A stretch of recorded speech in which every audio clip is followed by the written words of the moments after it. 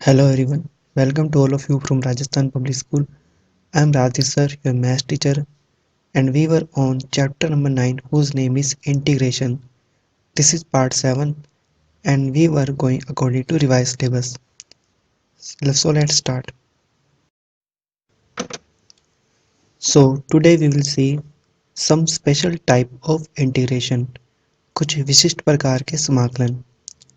तो इसमें बेसिकली आपको ध्यान रखना है कि कॉन्सेप्ट वही है यूवी फॉर्मूले वाला कि u और v का इंटीग्रेशन कैसे करते हैं.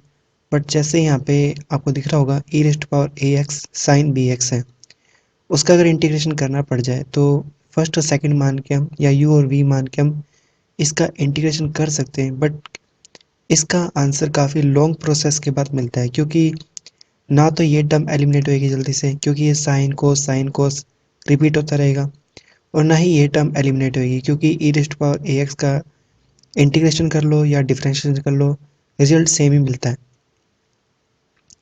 तो बेटर रहेगा कि आप इसका डायरेक्ट फॉर्मूला लर्न कर लें कि e raised power a x sine b x का इंटीग्रेशन होता है e raised power a x over a square plus b square in bracket a sine b x minus b cos b x bracket close plus c. और अगर यहाँ पे sign के place पे कोस आ जाए तो ये पार्ट और ये पार्ट सेम रहेगा, बट स्टार्टिंग में पहले साइन था तो यहाँ पे कोस आएगा, और बाद में साइन वाले में कोस आएगा और कोस वाले में साइन आएगा. बाकी सब कुछ सेम है, बट ध्यान रखना है कि साइन वाले में पहले साइन आता है और कोस वाले में पहले कोस आता है.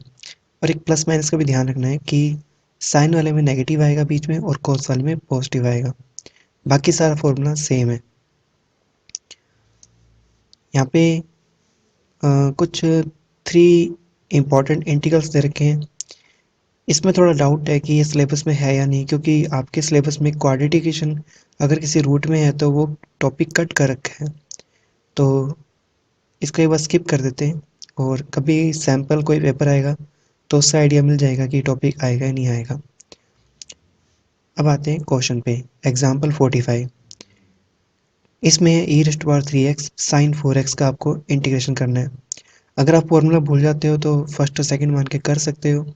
बाकी डायरेक्ट फॉर्मूला लगाते हैं इसमें. डायरेक्ट फॉर्मूला में क्या था, ई raised power a x means 3x over a square यहाँ पे, क्योंकि ये टर्म तो है a और ये टर्म है b. ए स्क्वेयर का मीन्स 3 स्क्वेयर और b स्क्वेयर का मीन्स 4 स्क्वेयर, फिर ब्रैकेट. अब आता है a मीन्स 3, साइन वाले में साइन पहले आएगा, देन एंगल 4x है, माइनस, क्योंकि साइन वाले में माइनस आता है कोस वाले फॉर्मूले में प्लस आता है. फिर बी यहाँ पे क्या है 4 है, और साइन आ चुका है, अब क्या रहेगा कोस. एंगल सेम ही रहेगा 4x और ब्रैकेट क्लोज प्लस सी. ये हमारा आंसर आ गया. इसको थोड़ा सॉल्व करेंगे तो ये 25 आ जाएगा. तो ये तो था कि हमने एक ही झटके में आंसर निकाल दिया, बट ये तब है जब आपको फॉर्मूला याद होगा. अदरवाइज आपको u इंटू वी से ये सारा लॉन्ग प्रोसेस करना पड़ेगा. तो हेयर यू आर कि ये हमारा आंसर है. अब एग्जाम्पल है 46. यहाँ पे देखो sine log x over x cube d x है. चलो चैप्टर वापस स्टार्ट करते हैं. क्या 9.1 का कोई तरीका है जिससे हो सकता है? नहीं, क्योंकि 9.1 में डायरेक्ट हम इंटीग्रेशन करते थे और हम ये सोचते थे कि इसका डेरिवेटिव है. 9.2 था सब्स्टिट्यूशन मेथड के बेस पे. सब्स्टिट्यूशन यहाँ पे ध्यान से देखो तो लुकिंग आ रही है कि लग सकता है कैसे. अगर अपने log x को t लेट कर लें, क्योंकि log x का डेरिवेटिव क्या होता है,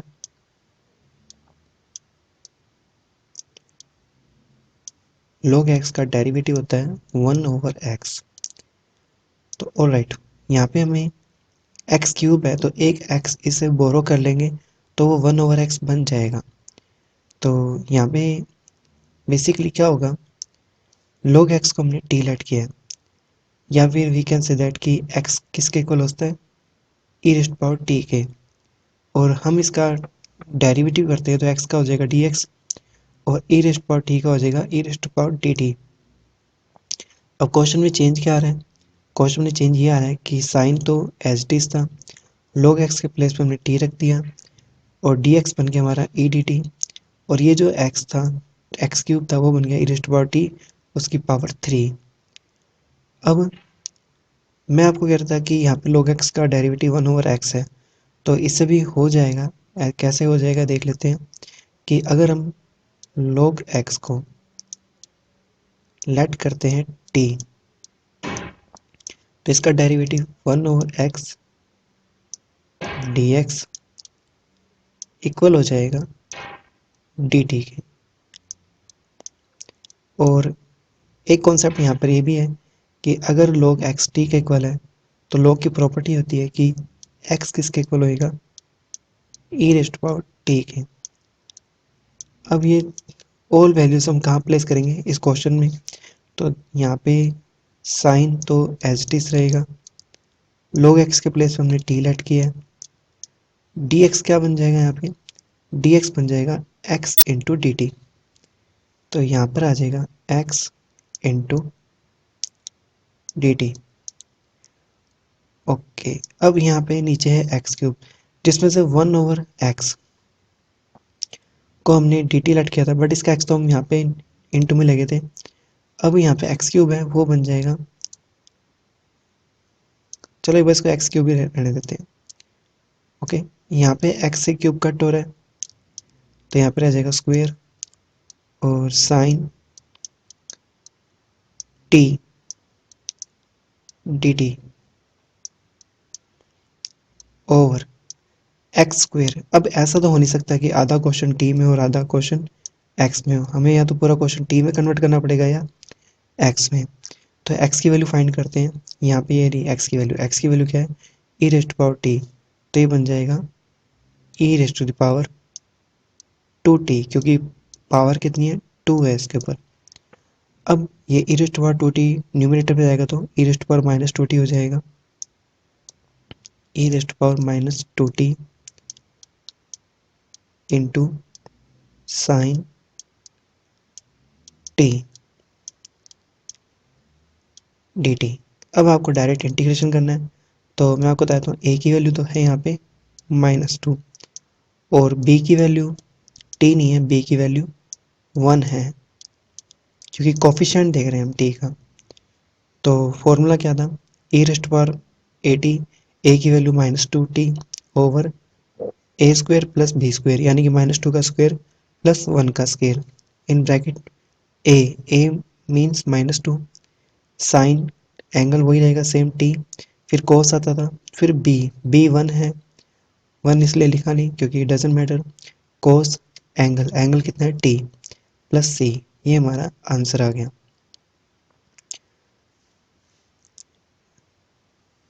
ये क्वेश्चन भी मैच कर रहा है इससे, थोड़ा ध्यान से देखोगे तो आपको पता चल जाएगा कि साइन इनवर्स का डेरिवेटिव प्रेजेंट है। ओके, तो साइन इनवर्स एक्स को टी लेट कर लेते हैं, तो कैसे बनेगा क्वेश्चन देख लेते हैं। यहाँ पे हमने लेट कर लिया sine inverse t equals to, sorry sine inverse x equals to t, इसका derivative 1/√1 minus x square d x equals to d t. अब क्वेश्चन में जो इतना इतना पार्ट है ये तो बन गया डी टी, ई रेस्ट पावर हो जाएगा